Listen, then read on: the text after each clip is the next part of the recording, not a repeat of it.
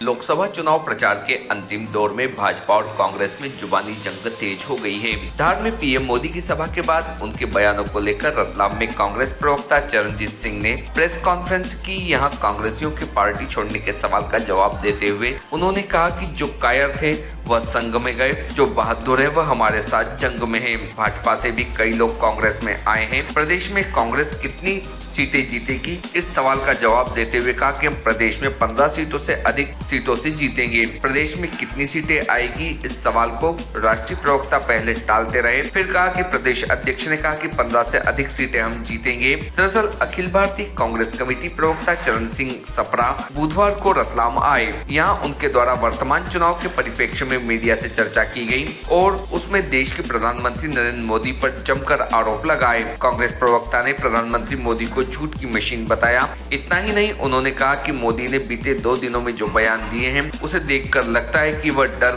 का व्यापार करना चाह रहे हैं। Report team Bharti news. कि प्रधानमंत्री मोदी जी का भाषण झूठ, अनर्गल और मुद्दाहीन, नरेंद्र मोदी झूठ की मशीन।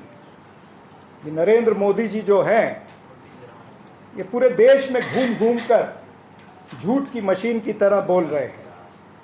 और कल और परसों जो इन्होंने वक्तव्य किए हैं वो बेसिकली दर्शाता है कि नरेंद्र मोदी जी डर का व्यापार करना चाहते हैं, जिसे अंग्रेजी में कहते हैं फियर मॉन्गरिंग, यानी लोगों को डराना चाहते हैं।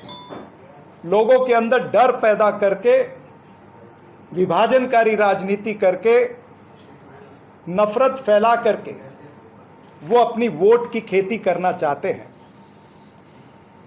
आज जनता ये भी पूछ रही है कि देश के प्रधानमंत्री को 10 साल का अपना रिपोर्ट कार्ड पहला देना चाहिए।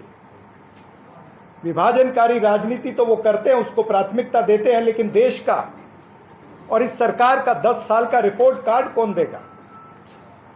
क्या आपको ऐसा प्रधानमंत्री चाहिए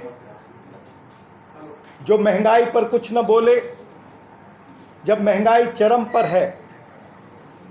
क्या देश के प्रधानमंत्री को यह नहीं बताना चाहिए कि पेट्रोल 100 रुपए से लेकर के 70 रुपए कब होगा? क्या देश के प्रधानमंत्री को यह नहीं बताना चाहिए कि जो जीवन आवश्यक वस्तुएं हैं, आटा, चावल, दही, दूध, ये तमाम सारी जीवन आवश्यक वस्तुएं, भाजी, तरकारी सब महंगा हो चुका है।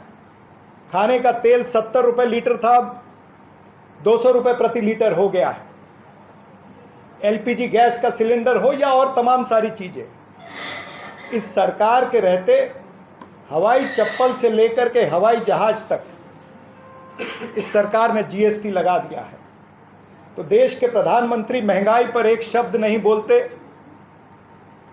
बेरोजगारी जो 45 वर्ष में इतनी बेरोजगारी नहीं थी जो आज है। बेरोजगारी के आंकड़े 8.5% पूरे देश के आंकड़े इन्हीं की सरकार ने दिए हुए। Subscribe now to most exciting channel ever.